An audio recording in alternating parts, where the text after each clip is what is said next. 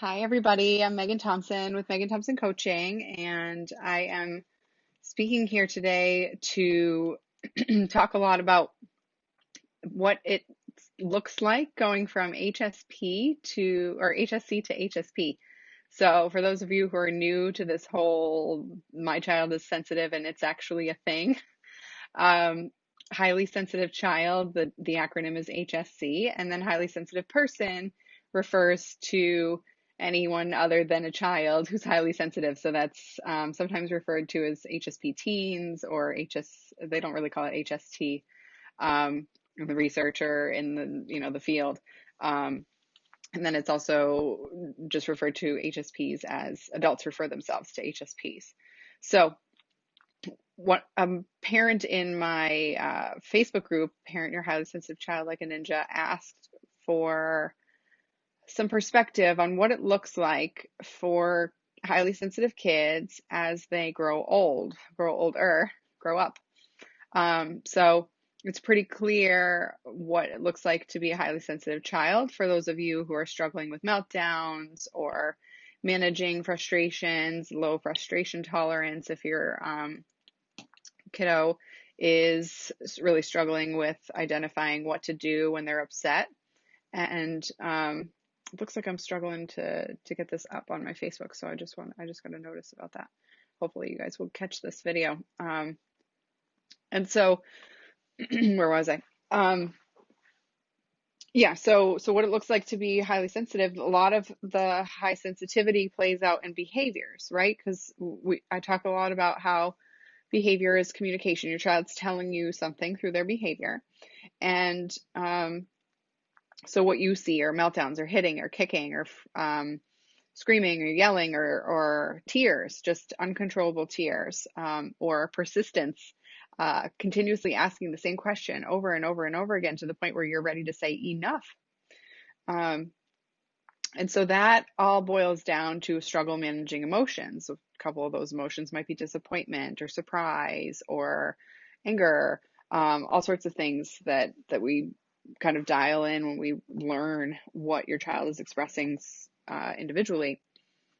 But what's important to pay attention to is when parents ask me, how is the sensitivity going to play out for my child?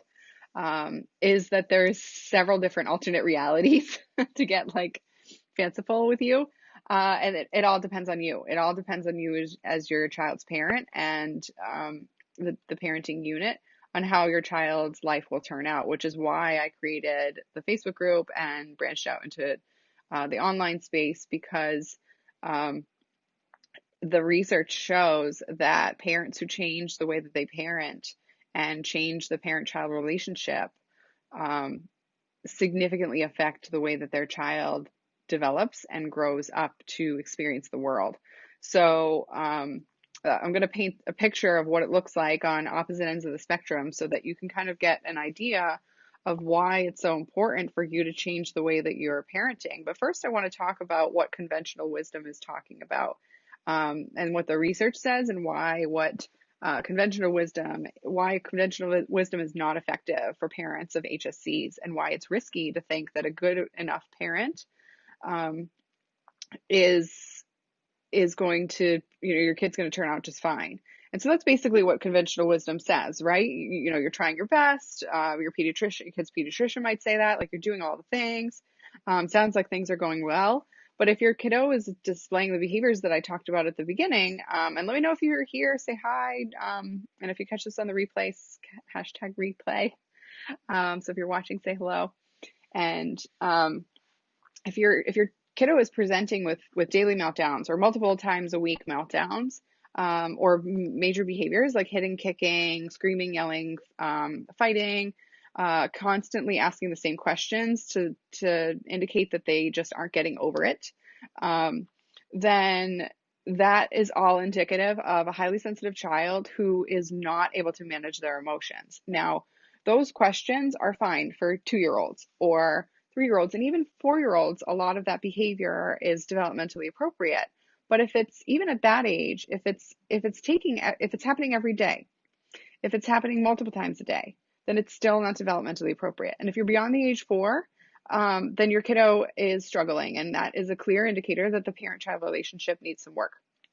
So I'm not going to sugarcoat that. You follow my page because you know that I'm blunt, and so I'm not gonna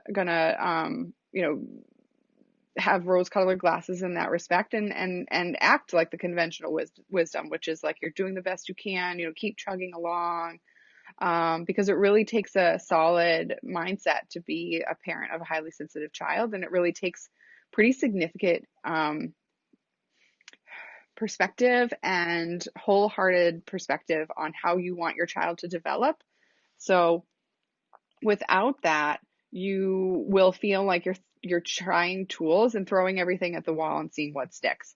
And parents of highly sensitive children will significantly struggle if that's the method that you're using, or the approach you're taking when parenting your highly sensitive kid. Conventional wisdom will say, like, try everything you can, address everything you can. If it's working, great, keep chugging along. And what the research shows is that if you're not solid in your positive parenting strategies and solid in a positive relationship where you feel like you can understand your child, where you consistently feel connected to the point where you understand your child's emotions, where you consistently feel like you know what your child is feeling, why your child is feeling that, and how to help them move through that emotion, not move out of it. So I talk about that a lot, like you're helping your child cross the river, not pulling them out of the river of their deep emotions. Then that is a clear indicator that the parent-child relationship needs to change, that you need to do something different. So the research shows that parents who have made significant changes in that relationship, who do come from a different perspective than typical parenting or especially traditional parenting strategies, their highly sensitive child will thrive. So what is more developmentally appropriate for highly sensitive children is big feelings, like that's not going to go away. But being able to express them more effectively is absolutely something that you can expect of your highly sensitive child. So finding out their intense emotions, naming them ahead of time, and not having a meltdown is definitely something that your highly sensitive child is capable of beyond age 4. And even sporadically before age 4. So I want to ensure that you are on the right track if you're paying attention to what I have to say, because this is really important for you to recognize, because I hear so often from parents who get on calls with me that their other professionals will say, like, we just need to ride it out. You're doing the best you can, and this is not something that, this is something that will change with maturity, and it's BS. So, for a couple of reasons, because if this is the way that you're experiencing in life for the last couple of years, then that pattern is just gonna continue, and you were not put on this earth to raise kids to just ride it out till they were 18. Like, you chose to have children for a reason. You had dreams for that child, for your family, and so I'm here to help you realize those dreams and make some changes in the way that you parent your kid. And so that's enough about what the research says about what highly sensitive children look like as kids, compared to what conventional wisdom says, that you're just kind of like riding it out and dealing with the sensitivities and dealing with the meltdowns until they mature.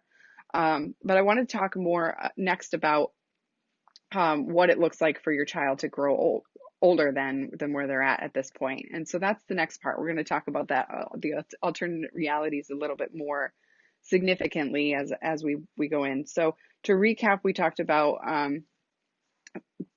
that highly sensitive children will always stay highly sensitive. It's just a matter of how they express that sensitivity, how they deal with that sensitivity. Oops, sorry, I'm shaking my computer.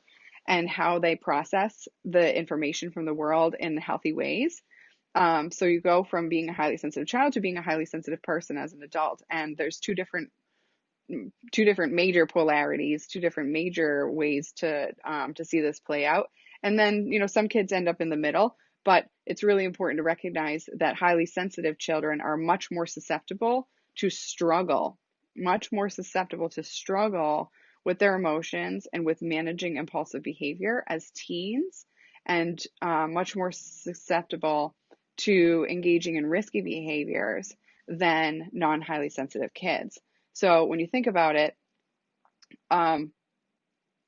while being highly sensitive is 20% of the population, 50% of people who end up in therapy long term are highly sensitive. So that's pretty trippy, right? Like half of this population is going to end up going to therapy if you're not changing the way that you parent your kid. So, um, and most of you know that I'm also a therapist, so I'm not saying therapy is bad. But if you think about it, like let's think about the reason why people go to therapy. People go to therapy because something's not functioning properly. People go to therapy because their life is dysfunctional. They don't go to therapy to like be a better person. That's what coaching is for. They go to therapy because something's broken and they need to work on it. But what I say all the time is that your child is not broken. Your child is not broken. Being highly sensitive is not a flaw. It's currently a challenge with what's going the way it's going right now, but it is not a flaw. And there are many, many strengths that we need to work on helping your child actualize that you see on a occasional basis, or for those of you who are working hard and are able to manage your child's emotions effectively, see it much more regularly. But as teens, your kid could go one of two ways. And like I said, it's always on a spectrum. But uh, for the sake of time, we'll go with the dream and the nightmare. And so the nightmare is that your child will end up being impulsive and use drugs and alcohol to escape their emotions because they already at 5, 6, 7, 8 don't want to talk about them. They already at 5, 6, 7, 8 will shy away from dealing with it when you try to pull it out of them. It feels like pulling teeth. So if things don't change in the way that you address your child at this age, that pattern is likely to continue. So children grow into teens who escape their emotions in other ways. They escape them by not paying attention to their responsibilities. They escape them by self-medicating through drugs and alcohol, which is different um, than just normal teen experimenting behavior. So like normal teens experimenting behavior is like occasionally having drinks or smoking weed at a party. But people who escape their emotions through drugs or alcohol, they're doing it regularly. They seek it out to escape from their life. They also engage in more binge drinking or more binge activities, and they also go to harder drugs faster. Um, and so when you want to think about like what's normal versus what's needs help, more professional assistance, that's what I teach in my private practice for parents of highly sensitive teens. um, Normal is experimentation, trying to figure out limits, trying to figure out what's right from wrong, trying to figure out what mom and dad will permit, or what people will allow in society, but then still maintaining all their responsibilities, still being able to get up and go to school, still being able to manage any expectations like complaining for chores but still getting them done. But if for highly sensitive teens who don't manage their emotions, they stop going to school. They engage in risky sexual acts. They look for connection that is missing by finding other people who they can connect intimately with, and so start having sex at an earlier age, and more frequent more frequent occurrences, more spontaneous, like one night stands and such. But then, the extreme regret that comes from that, usually, especially if you're a teenager, you're not able to separate that as some adults are. And so there's a lot of devastating emotions that come from after that, but then the avoidance of that emotion then gets them back into the same cycle. So that cycle is the same regardless of the behavior. And so I think that's what's really important in my work with you guys as parents, is that what we're talking about is not the behavior. We're not talking about like whether or not your kid's yelling, hitting, or slapping today. What we're talking about is what's beneath the surface. What is your child communicating to you? Is your child communicating that they don't know how to manage their feelings? And if that's the case, then that pattern will continue unless they break that pattern. And you are the key person who will help them break that pattern. Highly sensitive children really struggle with generalization. So what that means is that they might learn a skill in one environment, but not be able to play that skill out in other environments. And parents are the key to unlocking that challenge for highly sensitive children. So it's why a lot of parents who come to me are like, my kid knows what they're doing. My kid knows what's happening. here, and just trying to manipulate me, or trying to pull the wool over my eyes, or um,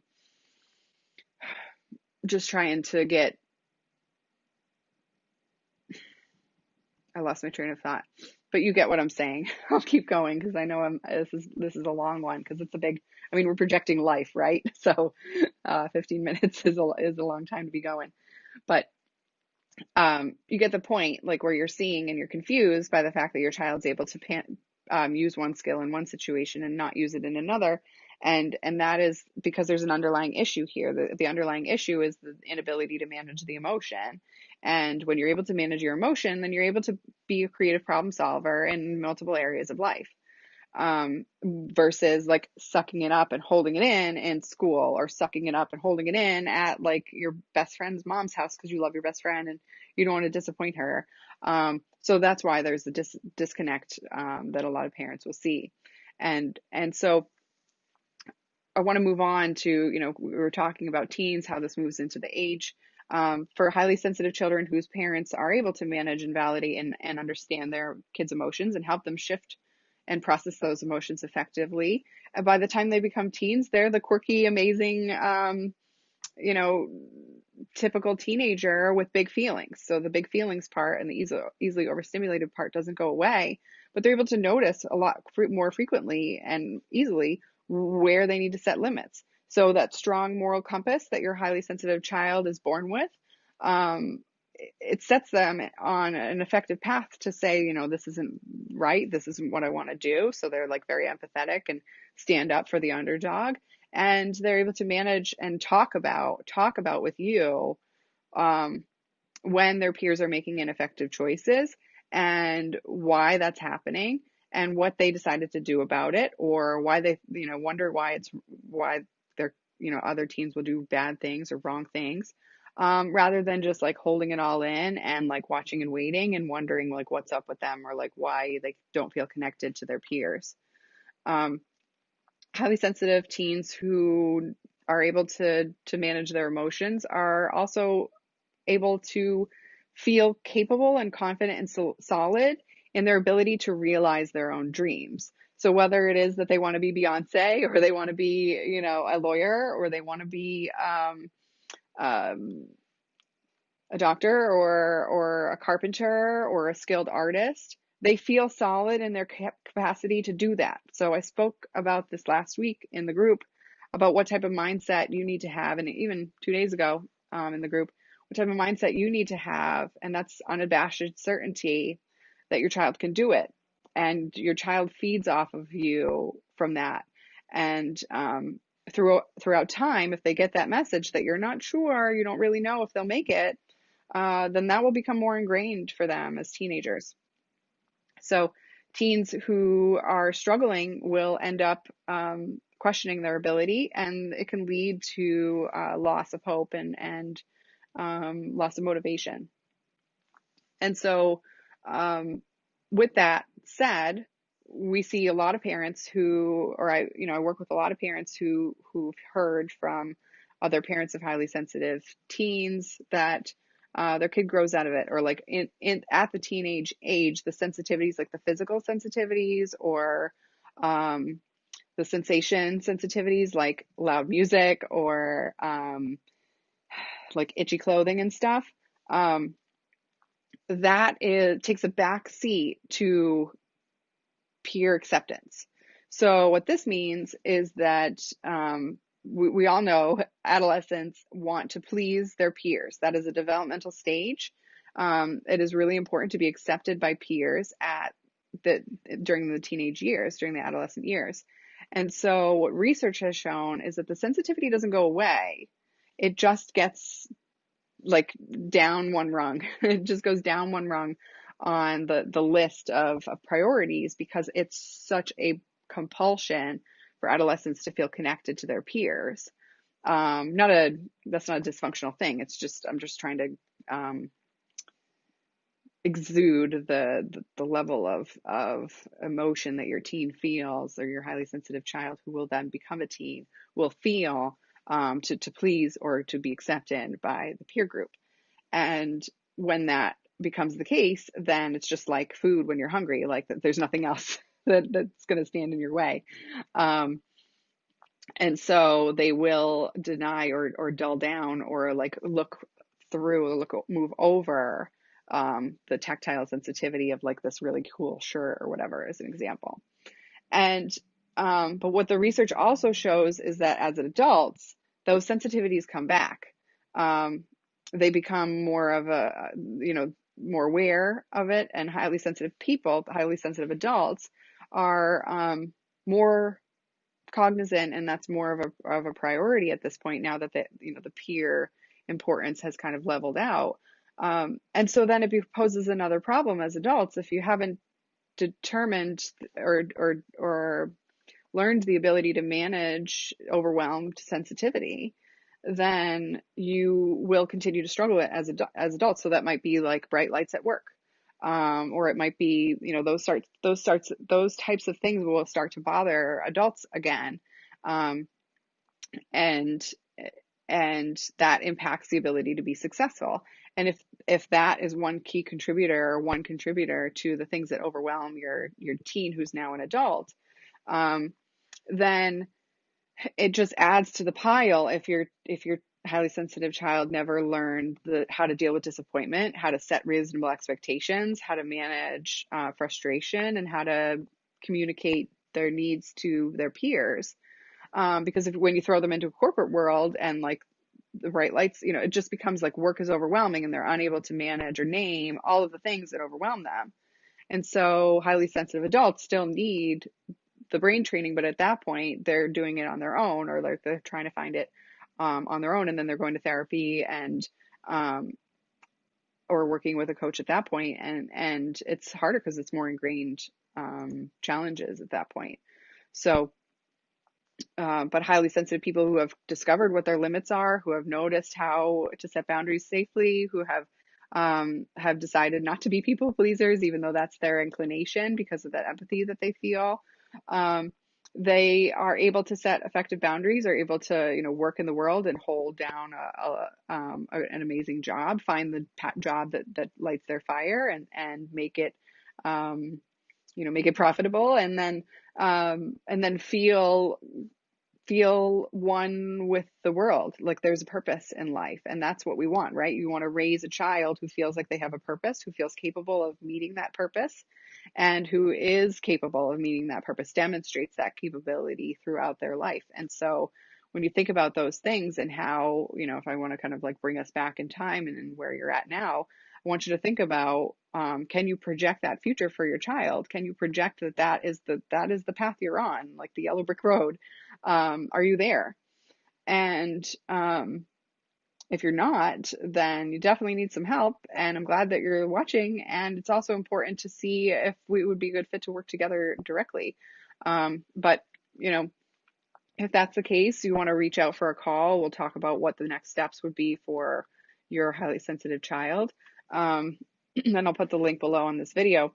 But it's really important to pay attention to what your child needs in this moment, and whether or not you're meeting that underlying need, or if you're just focusing on the surface behavior or the surface complaint. And if that's the case and that's consistent for you, then you need to figure out a way to look below the surface and figure out where your child's needs are lacking, and how to meet those needs more effectively in a positive way, so that your child can turn it around. Because highly sensitive kids, as I've mentioned before, respond more effectively when the parent relationship is positive and encouraging and supportive and connected. They thrive much more effectively and faster in different relationships in different environments. So it's key. You can't sugarcoat it. You can't say, keep on chugging. It's something you need to fix now or address now. So I wanted to see if there's other people who's checking out my video, and see if anybody has any anything to add, because I'm having a little tech issues here. Oh, it looks like here. Oh, hi, Carrie. Nice to see you. Hi, Olivia. Glad to see you. And Olivia said coming late, so watch the replay. Yes, definitely catch it. I'm glad to see you guys. And I have somebody coming in a couple of minutes for the next session. My dog is my doorbell. So I'm gonna sign off unless you guys have questions. I'm gonna take a drink and you know, it's a long one, but I recapped a lot. And like I said before, we're projecting your kid and how they grow up. So I took some time to lay it all out there for you. And I would encourage you to go back and watch it again and learn what it takes to be an effective parent of a highly sensitive kid, because it is risky to be a conventional, good enough parent. Um, so, a couple of you realize that I'm wrapping up, so you're leaving me. And I'll catch you guys next time, okay? Um, oh, there's nothing in there. I finished my coffee. So sad.